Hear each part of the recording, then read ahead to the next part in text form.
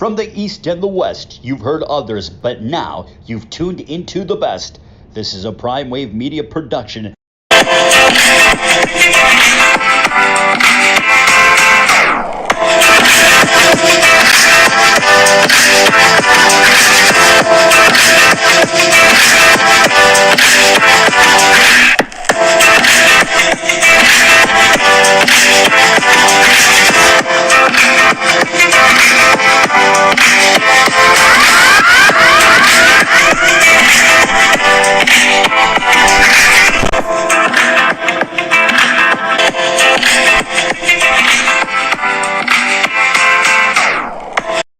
What's up, world? It's the one and only Pop DiBiase, the Primetime Capper, and it is time for the premier sports betting show, the PrimeTime Angles Live, and I'm feeling good. I'm feeling great. I hope you are feeling the same.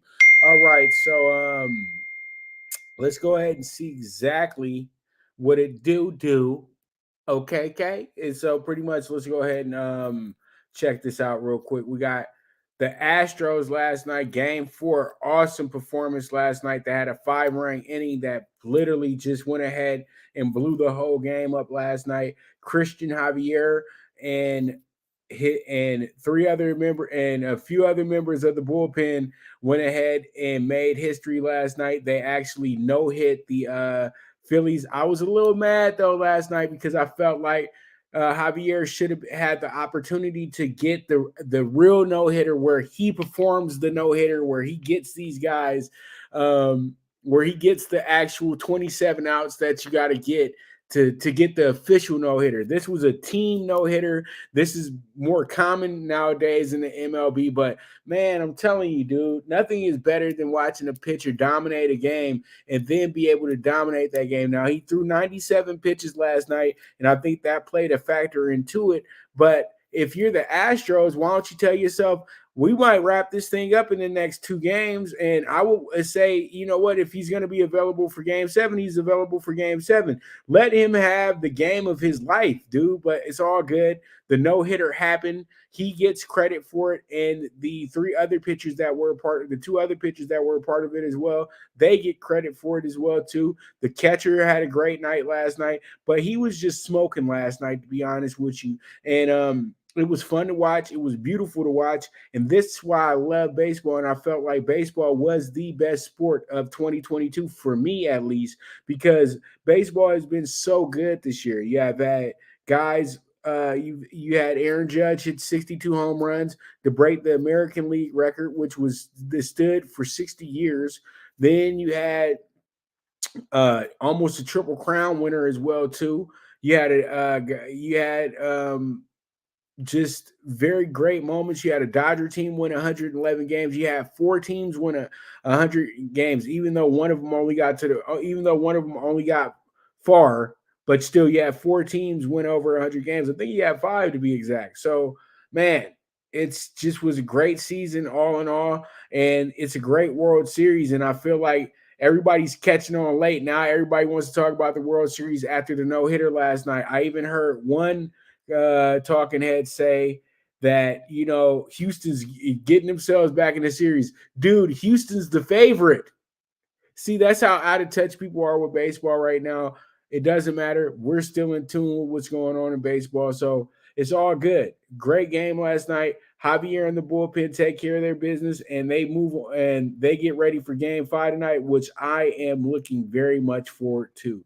Let's go ahead and jump into the World Series preview for tonight, though. We have ourselves a very good Game 5 here. This is decisive Game 5 here. I feel like the winner, I don't think we go 7 here. So I think the winner tonight wins Game 6, because when you get to that closing moment, you want that closing moment badly.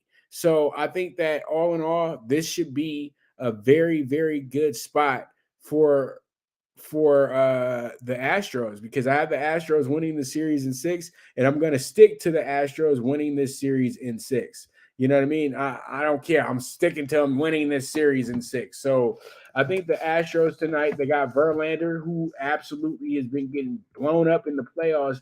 But to me, that doesn't really matter going into this game tonight, because this is a game for all the marbles. And I think with the guy who's already won a World Series with the squad, he's looking forward to doing it again.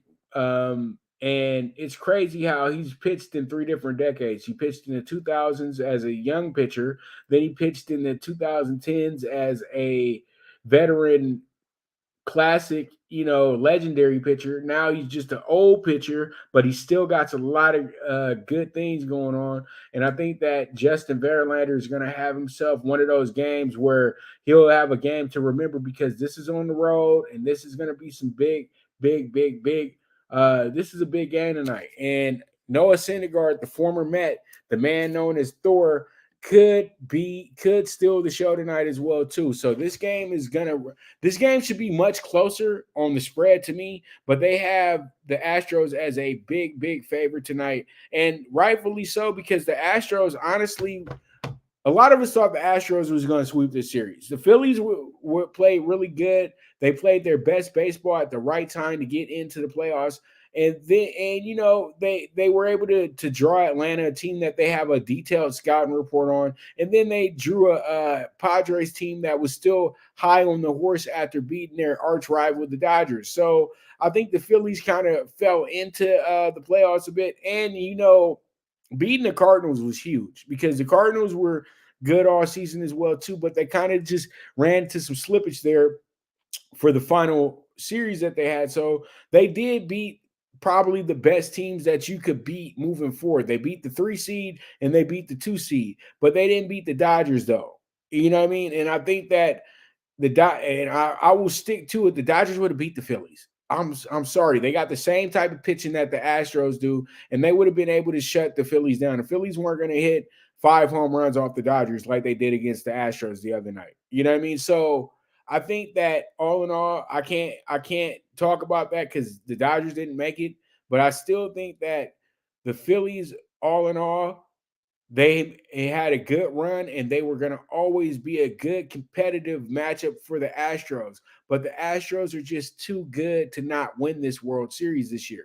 And Dusty Baker can have his historic moment and actually walk off into the sunset. I wouldn't be surprised if Dusty retires after winning this championship. He's 72 years old, 73, 74. But go enjoy your grandkids and your kids, man, because, dude, you're old. And I think that, him going to Houston was more of an opportunity for him, because Houston was a team that was kind of thrown to the wayside. And a lot of people thought Houston was going to be no more. They were just going to go away, and possibly the Mariners would take over the division, or the Angels would take over the division. Not so fast for the Astros, the team that actually knows how to build a roster out of everybody in the MLB. So this is going to be another really good game tonight in Philly. The pressure's on the Astros, to be honest with you, because the Phillies ain't got nothing to lose. They wasn't supposed to be here. So the Astros have to play with the mentality that, they're the underdog, and they're going to have to step it up, because they're on the road, and there's not going to be any favors made for them, because you know who they are. So it is what it is at the end of the day. Astros Phillies tonight. I look forward to a really good game, and I will have my bets ready for you guys once we get to talking tickets. All right, so let's go ahead and move forward to our next game in hand, and that's going to be the Thursday night football game. Now, when we look at the preview for Thursday night football, you got this Texans team coming in here as a 13.5-point dog tonight at home. That is a huge number for a home team, and that's always a dangerous number for the favorite, because they're not at home tonight. And I look at everything that's shaping up to this. This is crazy. The Eagles are actually 5-0 all time against the Texans, and they actually went 6-0 against the Houston Oilers before they moved to Tennessee. That's absolutely insane. So they're 11-0 versus any Houston franchise ever. I never knew that until right now. And this is crazy, because they are one of 2 teams other than the Vikings that never lost to the Texans. And then the Oilers, in that situation, the Giants share that right with them. So the Eagles actually kind of own this situation, and they're a team that is doing things that not a lot of teams have done. They have 1,500 passing yards and 1,000 yards rushing in 7 games already. So they're showing some really good stats that show, and every team that they're showing in this group, the 85 Bears, the 98 Broncos, and the 2009 Saints, all those teams were extra dominant on their way to the Super Bowl and winning the Super Bowl. And peep this, except for the Broncos, each and every one of those teams, well, hold on. Yeah, every one of those teams won those Super Bowls by double digits. So the Eagles will probably start getting a little bit more love at the window when it comes to the Super Bowl and picking them for the Super Bowl. Now, Houston is 4-15-1 at home since the beginning of the 2020 season. Worst home record for any NFL team in that span. And this team is really struggling this year. 64 plays for at least 10 yards this year. That is one of the worst in the league, to be exact. You know what I mean? They're 8 fewer than the next team that's ahead of them, and that's just not good. You know what I mean? So, and that's actually a division rival in the Titans. Also, I'm just looking at game facts. You know what I mean? Facts of the game, notes that I wrote down. So, all in all, when I look at this game tonight, this is going to be what I like to call mush city, and it's going to be mushy because everybody's going to have the Eagles having this great game, but the Eagles are going to have to work for this one tonight. I'll be dead honest with you. They're going to have to work for this one tonight because the Texans ain't no punk. They're not going to win this game, but they're going to make them work for it tonight. I really do feel like the Texans are going to cover this 13.5 and cover the 13.5 fairly easily tonight because this is just going to be an over bet. I know a lot of people will probably be putting action on the Texans because you're getting a double-digit spread as well, too. And then there will be some bold people out there that's going to put $5 on the money line, but act like they put 50 on it. There's people out there like this, man. $25 on the money. How much you bet on that money line when they hit it? $25. All right. So you got yourself some good. So you got yourself some money for Chili's. All good. So I ain't never gonna bag on nobody making $8.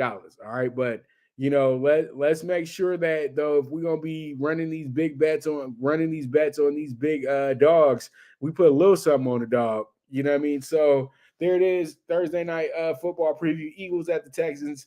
Gotta love it, and I think that we're on to something here. This is gonna be a good game, and I have my plays ready for you guys once we get down to talking tickets. All right, so let's go ahead and move forward to our next subject, and that's going to be the state of the Lakers. And the Lakers last night, looking good last night. The Lakers win their second in a row. Let's go ahead, and I'm looking into the stats now.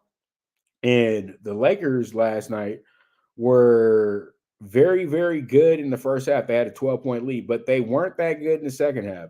They blew that 12-point lead and had to have a lucky three from a guy that used to work at DoorDash last year, Matt Ryan, a guy that I'm like, how are you still on the team?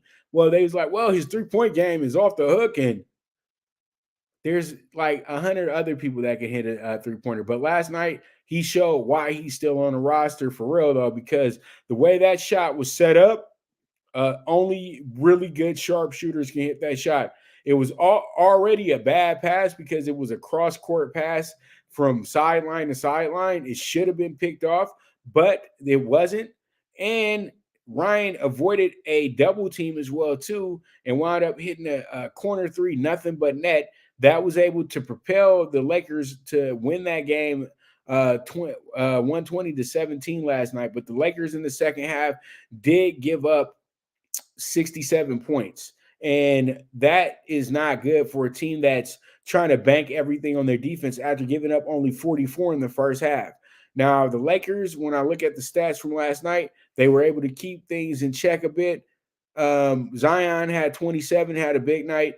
McCollum almost had a triple-double last night as well, too. And Alvarado was really good off the bench. And former Laker Larry Nance was good with 11 rebounds and 8 assists and 8 rebounds and 5 assists last night and 11 points. And he had a huge dunk, and he got a lot of big minutes last night as well, too. He got starter minutes in a sense because Valanciunas did not play that much last night. He only played for 21 minutes because they needed Nance in there so they can move a little bit faster. But the leading scorer for the Lakers last night wasn't LeBron. It wasn't AD. It wasn't Westbrook. It was my man, Lonnie Walker, the fourth. Lonnie had 28 points last night on 9 of 17 shooting. LeBron had 20, 10, and 8. While AD once again had a big rebound tonight with 16 boards and 20 points as well. Troy Brown was able to get 10 boards himself and 15 points. Now he's stepping it up a bit. Now I can stop bagging on him. But guess who got the donut last night?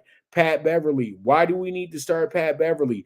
Please answer the question, Darvin Ham, because I still don't think that he warrants a starting spot over Westbrook. I don't care how bad you want to bring Westbrook off the bench. It's just that, at the end of the day, Westbrook's a better player. And, you had 27 minutes of Pat Beverly doing nothing, but he got a +7, okay? He got 4 rebounds and 3 assists and 2 turnovers. And Matt Ryan, the player of the night, he hit 3 threes last night and also got himself a quick bucket, but he was 3 of 9 from the three-point line, 1 of 6 in the first half, but they told him to keep shooting, and he kept shooting and hit 2 out of 3, and that was a good look. Austin Reeves was real good last night. He played a lot of minutes last night, so he pretty much took a little bit more time than Westbrook last night, because Reeves is an all-around player, but still, I just, the Lakers just don't have a bench, man. At the end of the day, like, they really played well last night, but I still think the Pelicans, they came back and they kind of gassed themselves out by the time they came back. The Lakers kind of hit a fluky shot last night. They wound up getting the game in overtime. They went off pure adrenaline last night because that Pelicans team was beyond tired when they got to the overtime. The Lakers were tired too, but the momentum of the crowd going crazy behind you did propel them to get that victory. And that's a good thing, because that means this team is coming together very, very quietly but quickly at the same time too. If you want to go ahead and say, you really do the math, the Lakers haven't lost a game in November yet. And as I told you guys before, this is extended preseason until we get to December in reality, or until we get to Thanksgiving week. You know what I mean? These guys did not get a lot of time to transition in from preseason into the season, because you only get so many preseason games now as well too. So everybody's just getting their feet wet and getting acclimated to moving forward in the game. So we'll see how this one shapes up and shakes out for the Lakers. They got another game Friday night as well too. They did very well in the shooting category. The Lakers 45% from the field. They hit 10 threes last night, tried 36, but the glaring stat is the Lakers went 20 for 23 at the free throw line. That's good for 87%. That's exactly what the Lakers needed. They won the rebound battle last night as well too, and they also won the battle inside with the blocks, but they had 17 turnovers last night as well. So that's going to have to shape up and get better. But all in all, I truly do think that the Lakers are moving along very well, and they're not too worried about what the next step and what the next phase is going to be, because they are very confident in what they can do. So there it is. There it is. So with that, we're going to go ahead and take a quick commercial break. And when I get back, we'll go ahead and jump into the CFB Thursday night preview and also get into the NBA Thursday night. So you guys stay tuned to the Premier Sports Betting Show, the PrimeTime Angles Live, with the one and only Pop DiBiase, the Primetime Capper. Good News Only Racing Club, led by the legendary Doug O'Neill, the trainer of 2 Kentucky Derby winners, and I'll have another in Nyquist. Also trained 2-time Breeders' Cup champ Golden Sense, who are just a part of a long list of thoroughbred champions trained by Doug O'Neill. The Good News Only Racing Club has a young core of horses to look out for in Dennis's Celery, Irish Heatwave, and Notre Dame, just to name a few. Win the day every day with the Good News Only Racing Club, a proud sponsor of the NFL Bet Exchange. From the East and the West, you've heard others, but now you've tuned into the best. This is a Prime Wave Media production.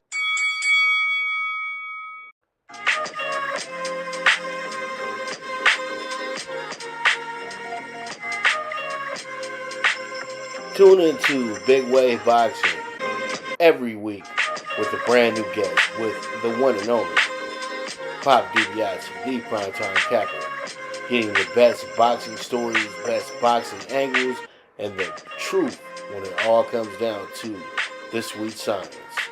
Tune in to Big Wave Boxing on the Prime Wave Media channel on YouTube.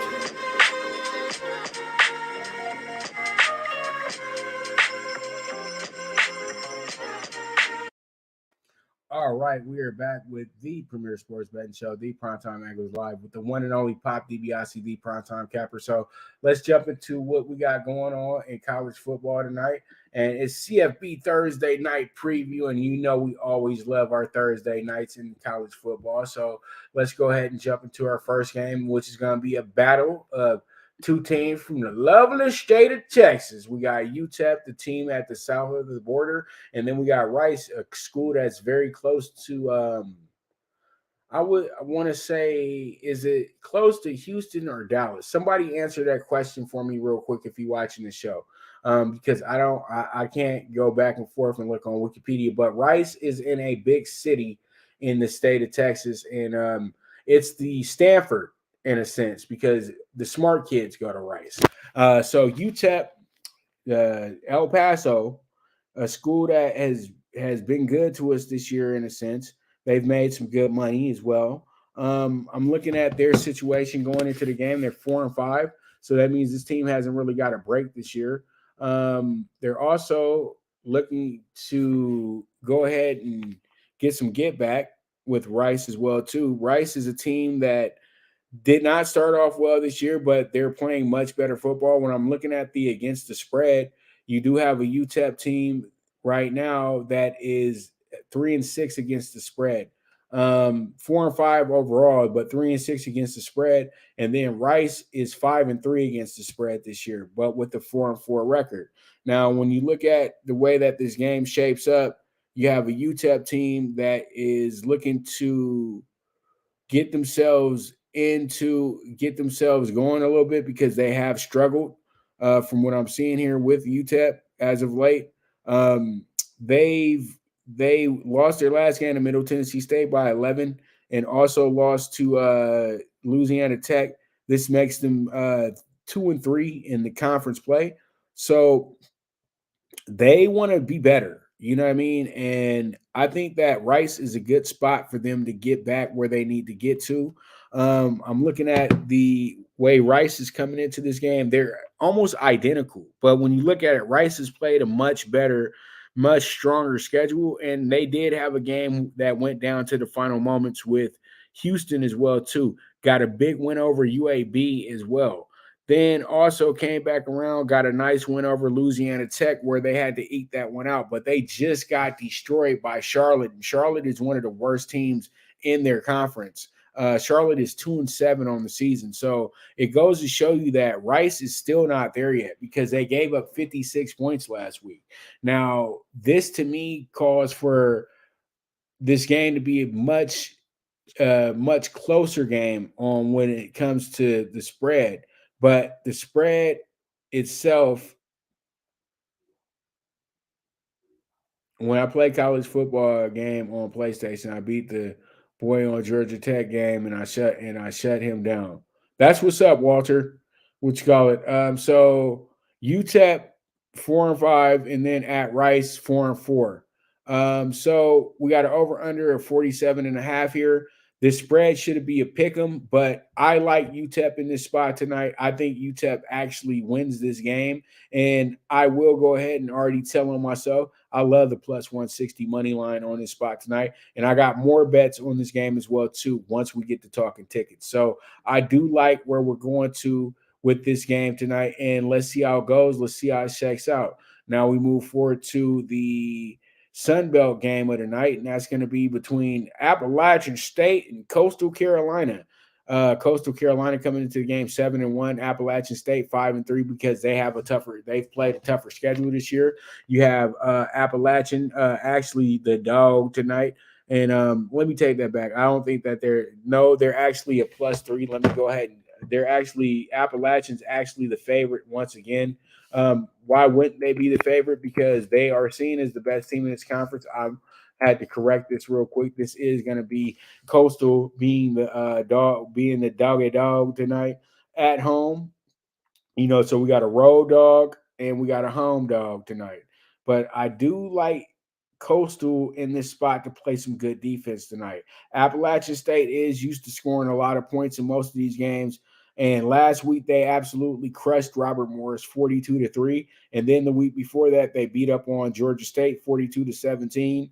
And they got a tough loss against Texas State, and that's the one that you look at. But they're going to brag for a long time about the 61-63 loss to start the season off, where they scored 40 points in a quarter, and then also Texas A&M beating them the next week 17-14. So this team is getting better by the week. They lost to James Madison, the new kid on the block. So, they have strong losses. That's the whole thing, except for Texas State. Texas State was a bit of an upset because that was a road game. But Coastal Carolina does loom the danger. They're a very good team.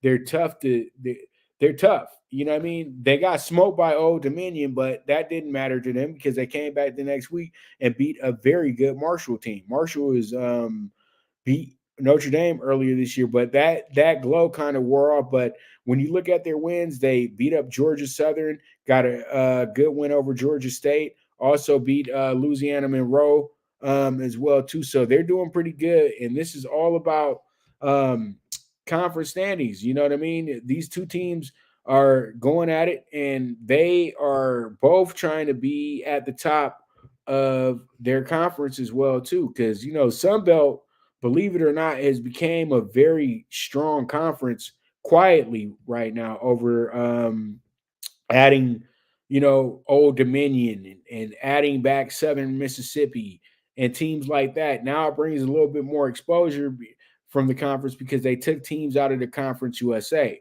Now, I see where we're going with this one. When I look at the standings, this game is very vital for Appalachian State, who's in third place in the conference. Coastal right now has a game lead over James Madison. This right here could be a defining point of the season for Appalachian State, who's only playing their third road game of the season. So we're going to see how this one goes. We're going to see how it shakes out, but this should be another really good game tonight. And I say we got a scoreboard watch in this spot, but I have more for you when we get to Talking Tickets. All right, so let's go ahead and jump into the NBA Thursday night. NBA Thursday night is going to be pretty good. We got only 2 games tonight in the NBA, and the NBA is we had a cool night last night. We missed our dog of the day, which was the Bet Us NBA dog of the day as well too. Plus 210 on the Kings. Lost by a buzzer beater last night, man. Final 3 at the end of the game. But, man, it would have been sweet getting that. But I know that others took the spread last night, so they feeling good about themselves. But let's go ahead and jump into our first game, which is going to be the Warriors at the Magic tonight. Warriors coming in here, losers of their last 4 out of 5 games. Nobody's talking about the Warriors being lousy right now through their first 8 games, but it happens. You know what I mean? It happens. So it's all good. It's still, like I said, it's extended preseason, like I keep telling y'all. So a lot of people who have this idea that they just know that, that teams are not going to get better, but the Warriors don't have that issue. The Warriors have a lot of assets that they can move if this thing gets worse. You know what I mean? And I hate to say it, the person that might be getting moved is Draymond Green, because Draymond is now, I wouldn't say a distraction, but I think he's making it a little hard for Jordan Poole to really be Jordan Poole. But I don't think Jordan Poole has been struggling. I saw him the other night against Phoenix, and he looked great. He was doing all types of tricks and moves and all types of stuff. So I saw he was getting the brunt of the blame, but I said that, you got to have Klay Thompson stepping it up. You got to have Steph stepping it up. But they were so delusional when I said that Klay Thompson is not the Klay that we all know anymore. And people were like, no, he's still Klay.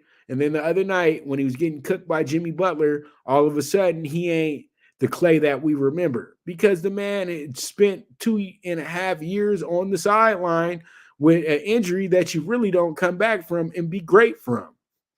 So that's key. So I think that they might be moving on down the road from him as well too, unless they let him finish the season, because he is a part of the group, the family. He's a Warrior for life. We're never going to doubt that he's a Warrior for life. And Steph Curry just ain't playing up to Steph Curry ways, but Steph Curry's still getting 30 points a game. So let me go ahead and take that back real quick, because Steph's still scoring. But when we look at this one tonight, they're going against the young boy Paulo Banchero and a very good young team. Even though they're 1-7, they got a lot of talent moving forward that's going to help them. Once they figure out how to win, they might need to get a real solid vet there. But once they figure out how to win basketball games, Orlando's going to be dangerous, man. They might be just as dangerous as they were in the Shaq Penny days once they get this thing right. You know what I mean? So you got a +9 spread for the home team tonight. You got an over-under 226.5 as well, too. When you look at the numbers going into the game, you got Banchero. He's averaging 20 points a game coming on in, and that's huge. And but some of their better players are out. Cole Anthony's out. Jalen Suggs is out. So that's why the Magic have not been able to get off the way that they should. So I truly do think they should be able to have a good game tonight, Warriors, because they're going against a team that just doesn't get it yet. They just don't know how to win yet. I would love to take the Magic, just flat out move forward. They should have a big game, but in all honesty, it's going to be tough. I'll be real with you. It's going to be tough, even though it's been a bet down occurred, because people are realizing that that the Warriors are not as sexy right now as they usually are. But this is a bounce back spot, because I think that a lot of people are going to be in love with Orlando tonight and think that they have something here, and then they'll wind up getting popped. And I think that the Warriors are due for a 15 to 20 point win tonight, to be honest with you. That's why the spread is so big, because there's no doubt that this team should win by double digits tonight. But the way that they're playing basketball, it's a 50-50 scenario. But we're going to go ahead and put our money on that side of it, put our money where our mouth is, and trust the world champion Warriors to perform like we expect the Warriors to perform in this spot tonight. All right, so we move forward, and let's go ahead and jump into another game with a home dog and we are the future. We are the children. Another one of these teams that are composed of a lot of young players, and everybody knows that the OKC has like 35,000 first round picks because of the trades that they made with the Wizards and trades that they made with the Clippers and other teams where they just gave away big assets. OKC, I always say that they're NBA merchant. They're like an arms dealer. They don't hold on to players. What they do is they'll develop guys. If that guy becomes a big-time all-star or big-time winner in the league, they'll try to keep the guy around. But eventually, they're going to get rid of him and get 5 draft picks out the deal as well, too. So they've been winning the last few years when it comes to trading guys. Well, shit, they've been winning for like the last since they had Durant and had to let him go. So, OKC is one of the teams that always figures out how to make good deals for their franchise moving forward, even though they're not doing enough winning as is. But, maybe one of these days they can get back to that KD Westbrook, Jay Harden level, but at this point in time, they just OKC. Now, when you look at the way this game sets up, the Nuggets have been a very tricky team this year. They're back and forth on how they respond to everything they do this year. One night they'll beat a team by 30, the next night they lose by 15. And it doesn't matter who the team is, they just been off and on.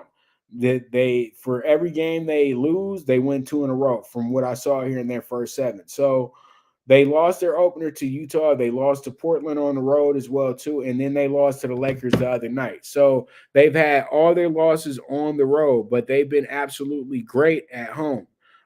Beat Oklahoma City by 5 already, too, in the second game of the season.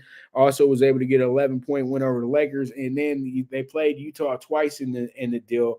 They actually got a split with Utah right now. So going into this month, they have, after Oklahoma City, they have San Antonio, Indiana, and then Boston, and Chicago.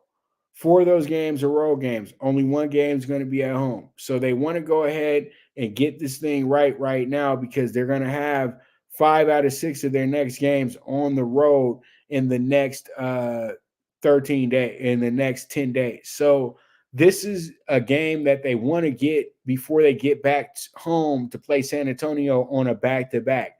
I truly do think what happens here tonight is that the Nuggets do step it up. They have Jamal Murray back as well too, and Jokic, the big fundamental 2.0. Nobody can be like Tim Duncan, but he's getting damn near close to it, because that guy really plays the game to a T. You know what I mean? If you want to show any young person on how to play their position and play their position correctly, put on the Jokic tape. So I see a good game coming tonight. The Thunder do have some good players that aren't getting a lot of attention, nationally, but they are very good players as well too. But I think that the Nuggets will be too much for them tonight. I expect a big night from Michael Porter Jr., expect a big night from Murray, and I expect a big night from Jokic as well too. So with that, there it is with the Nuggets and the Thunder. Plus 6.5 for the home team tonight, over under a 228.5. And we'll see how it goes. We'll see how it shakes out. But that's what we're going with this one. And I do feel pretty good about where we're headed to when it comes to this spot right here. Now, what I'm doing now is we're going to take another quick break. And when we come back, we got a nice set of tickets for you in college football, the World Series, the NBA, and also in the NFL tonight. So you guys make sure to stay tuned, and I'll have all that ready for you once you get back. So once again, this is the Premier Sports Betting Show, the PrimeTime Angles Live, with the one and only Pop DiBiase, the PrimeTime Capper. Now you and your friends can compete in the sport of kings and win big with Stable Duel. Get the app, pick your horses, and get in on the thrill of horse racing with daily games competing against other players. Bring home the glory and the cash, and move up the annual leaderboard while you leave your competition in the dust. Get in the game with Stable Duel. Play, race, win. Good News Only Racing Club, led by the legendary Doug O'Neill, the trainer of 2 Kentucky Derby winners, and I'll have another in Nyquist. Also trained 2-time Breeders' Cup champ Golden Sense, who are just a part of a long list of thoroughbred champions trained by Doug O'Neill. The Good News Only Racing Club has a young core of horses to look out for in Dennis's Celery, Irish Heatwave, and Notre Dame, just to name a few. Win the day every day with the Good News Only Racing Club, a proud sponsor of the NFL Bet Exchange. All right, we're back, and it's time to go through Talkin Tickets. And man, I know you guys are just be wanting me just skip through the whole show and let's just talk tickets. But nah, y'all gonna listen to me. All right, so we have CFB Thursday bets. We have UTEP, as I said before. I already gave it out when we were talking UTEP. I love the plus 160 on Texas El Paso tonight. Then we're going to take the +3 on UTEP as well too in the first half, and then also we'll go ahead and we'll finish up with the over 10 in the first quarter as well too. That game will be on CBS Sports tonight. So once again, if you do have your cable and everything set up this way, or your streaming services, and you're looking to see where the UTEP Rice game is going to be at, it will not be on ESPN tonight. It will be on CBS Sports. And then you have App State at Coastal Carolina. This is going to be the ESPN game. So be ready for that. This one is going to start at 4:30 on ESPN. So be ready for that. The UTEP game starts at 4 p.m. And all these times are Pacific time. So don't get it twisted thinking that the games have already started. But there it is. There it is. Those are our CFB Thursday night bets. So you guys single what you like, and we move forward from there. Let's go ahead and talk about our next group, and that's going to be the NBA Thursday double. This is going to be like a 2-3-1 ticket, but you can play it any way you want to, but it's a double because we only got 2 games tonight, and we got the over 226.5 with the Warriors and the Magic, and then we have the 6.5 with the Nuggets tonight, and this should be a good play as well too. Single what you like, and we move forward from there. Now we have ourselves the Thursday night football bets tonight, and this one should be fun. We have ourselves with the 13.5 to the Texans tonight. As I talked about earlier, we're not going to pass up a double-digit spread. I don't care that the Eagles are 7-0. That makes them even more dangerous to bet with tonight when you have an undefeated record and know that 70% of the public is going to be all over the Eagles' first half play. Just for sure, they're going to be all over the first half play. And especially if they line it up at 6.5, just fade it because they're literally putting you in a trap. Now, the under 23 first half, very likely because we all know that the Texans play some defense, and we know that the Eagles play a lot of time possession football. So I do feel like the under is one of the better bets here in this sequence. And then we have the Texans. I'm just going to go ahead and shake things up a little bit, shake the dice a little bit, see if we can go ahead and hit a quick faux tray, you know what I mean, on the first row. So, we got Texans with the plus 245 first quarter. I'm not saying they win the game. I just say that they might be up a field goal at the end of the first quarter. You know what I mean? Because I know that the Eagles are going to really overlook this team tonight, and it's going to be a closer game than it looks on paper. And that's just why I'm just rolling with that point. All right. And now let's get to World Series Game 5 bets. We got the Astros money line minus 160 because I think the Astros win this game and they win Game 6 because I have a ticket that depends on them winning Game 6 plus 160. If you would have bet them tonight, you could have got the plus 225 here if they were to win the World Series. But I always had the feeling that they were only going to be able to get probably 2 out of 3 of the games in Philadelphia. They weren't going to sweep Philly in Philly, but this game is going to be way tougher than any game they played this season because Philly got one more shot with their crowd behind them to go ahead and have a big moment. So we'll see how this one goes, see how it shakes out, but I do like this group tonight as well too. So combined, when you look at how many picks I just gave you guys, I gave you 15 bets tonight. So I'm out here giving out a lot of love tonight. So you guys already know what's up.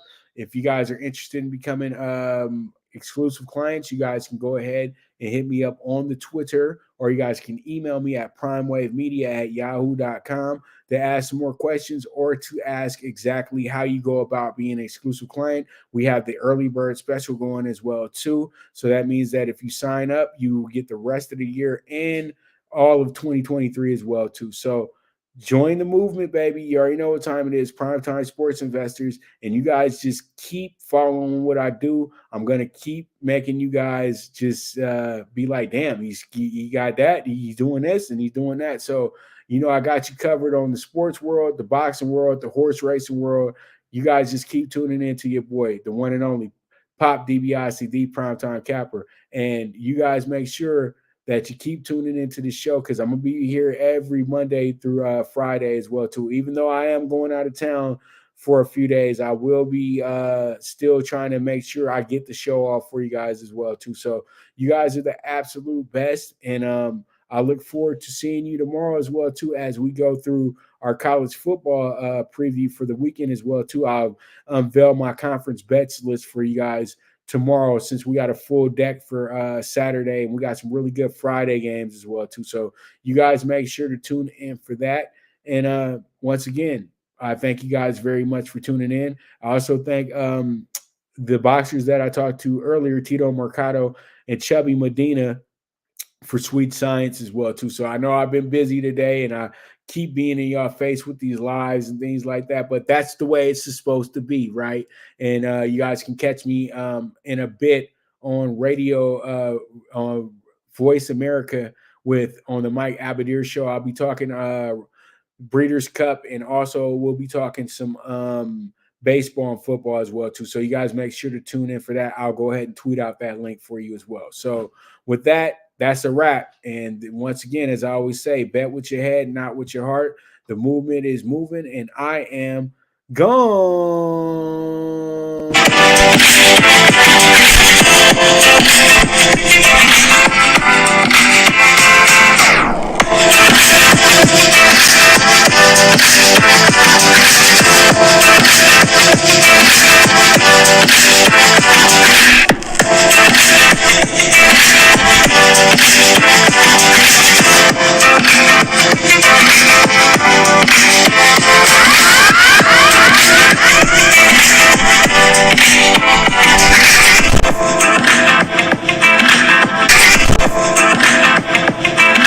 From the East and the West, you've heard others, but now you've tuned into the best.